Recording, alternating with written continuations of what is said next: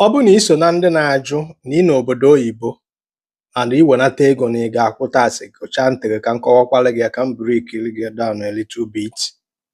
Ọ bụ na ị n'obodo oyibo, ọ n'obodo oyibo ka ị na-enu ya money, onwere ị na-akwụ taasị, onwere ife ị na-akwụ taasị for anything.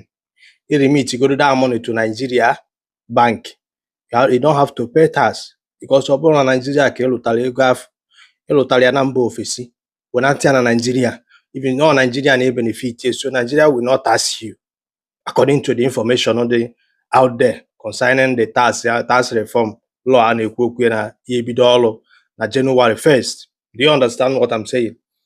Mana ọ bụ na ị n'obodo oyibo na ị nwee business na Nigeria, ghọta that na business ga na-akwụ tax.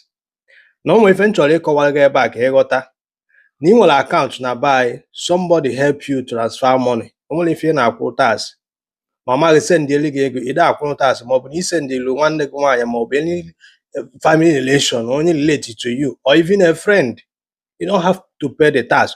Also gị nya bụ na ị na-esendịrị onye afọ ego mgbe ọbụla. Do you understand what I'm saying? As far as na ọ bụrụ business transaction, na ọ bụrụ income, you don't have to pay the tax. Achọrọ ka nkọwara gị ife a ka o doo gị anya, because this thing can confuse a lot of you. Ị n'obodo oyibo, ghọta that na onwere ife jikọ gị na Nigerian tax, except na o nwere ọrụ ịlụ na Nigeria ga-abụ na a ga-akwụ gị ụgwọ maka ya, you have to pay the tax. Ma na ị nwee business na Nigeria ebe a na-emele gị transaction, business a ga na-akwụ tax. Ama m na nke a nkọwa kịta o doro gị anya. Do you understand me? Remember na m gwara gị unu ebe a say that na as far as na ị na-arụ ọrụ, you don't have to pay tax. Onye nwere ego ka a na-atax. Do you understand me? Maka some of unu na-apụta na-asị you will not pay the tax. Ihe a business ke ebe ekpere ka ịhapụ inwekarị 800,000.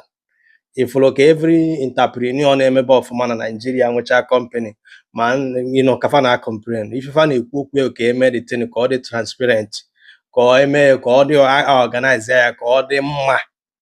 Mana gị nwa kịta ị nọ na comment section, you will not pay tax because o nwere ife ị na-arụ, and ịchọkwana ka ọ hapụ inwe ife ị na-arụ, because o nwere ife ị na-arụ, ị na-enweta ego, then government will not ask you. Ọ bụrụ na onwere ọrụ, kedu ife jikọ gị na gọọmenti ịbịa na-ata asị gị, ma ọ bụkwa na ikpebere ekpere chaprate banyere chaprate gị na mmiri. That is only way ya na-akwụ the tax, na ị ga na-agwachi gị na ị chọrọ inwekarị 800,000. Ama m ịghọta ife a na-ekwu.